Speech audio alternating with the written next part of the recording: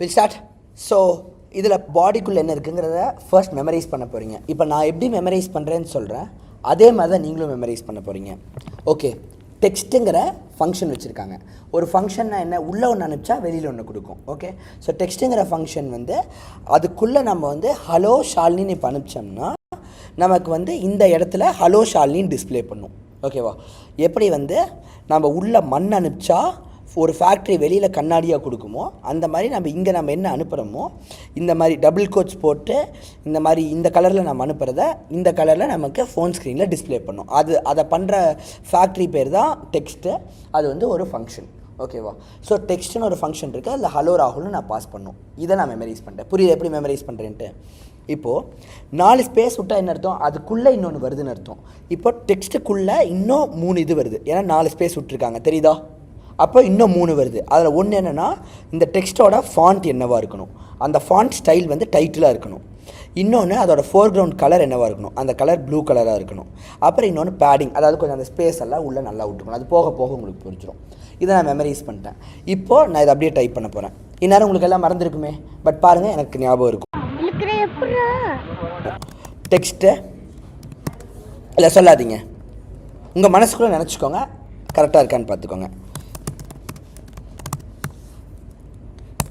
இப்போது நான் என்டர் விட்டோன்னே இது பாருங்கள் அந்த எண்டில் தான் போய் நிற்குது. பிகாஸ் நான் இப்போ டெக்ஸ்ட் மாதிரி இன்னொன்று வைக்கலாம்.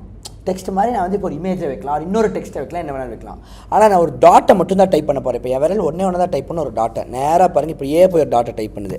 டாட்டை டைப் பண்ணி 4 ஸ்பேஸ் ஆட்டோமேட்டிக்காக விட்டு தெரிஞ்சிச்சா? ஏன்னா டாட்டை வச்சாவே அது டெக்ஸ்ட்டுக்குள்ளே வருதுன்னு அர்த்தம். இப்போது இதுக்கு நான் ஃபாண்ட் கொடுக்க போகிறேன். அதில் ஃபாண்ட்டில் அவங்க டைட்டில்னு கொடுத்துருந்தாங்க, கரெக்டாக?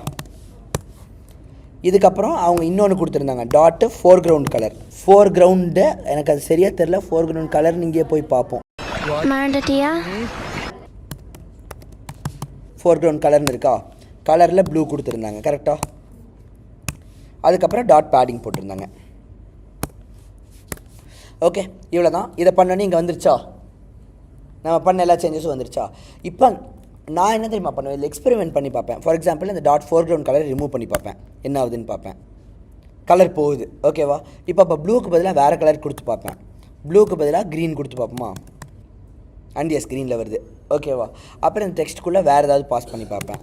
இப்போது வேறு என்ன பண்ணுவேன், டபுள் கோட்ஸ் எடுத்து பார்ப்பேன். இப்போ டபுள் கோட்ஸ் எடுத்துட்டா எரர் வரும், தெரியுதா? ஏன்னா டபுள் கோட்ஸ்க்குள்ளே இதை நல்லா ஞாபகம் வச்சுக்கோங்க. டபுள் கோட்ஸ்க்குள்ளே நீங்கள் என்ன கொடுத்தாலும் அதுக்கு பேர் ஸ்ட்ரிங்கு, ஓகேவா? ஸ்ட்ரிங்குனா என்னென்னா, கம்ப்யூட்டர் அதை ப்ராசஸே பண்ணாது, அது என்னவா இருக்கோ அதை அப்படியே யூஸ் பண்ணிக்கும். அப்படி நீங்கள் ஸ்ட்ரிங்காக கொடுக்கலனா அதுக்கு ஒரு அர்த்தத்தை கண்டுபிடிக்க ட்ரை பண்ணும். ஹலோங்கிறதுக்கு ஒரு அர்த்தத்தை கண்டுபிடிக்கும், ராகுல்ங்கிறதுக்கு ஒரு அர்த்தத்தை கண்டுபிடிக்கும். நீங்கள் அதுவே ஒரு ஸ்ட்ரிங்காக வச்சுட்டிங்கன்னா அந்த அர்த்தத்தை அது கண்டுபிடிக்காது, ஓகேவா? இவ்வளோ தான். ஸோ செகண்ட் கொஸ்டினை நம்ம முடிச்சிட்டோம். தேர்ட் கொஸ்டின் போகலாமா?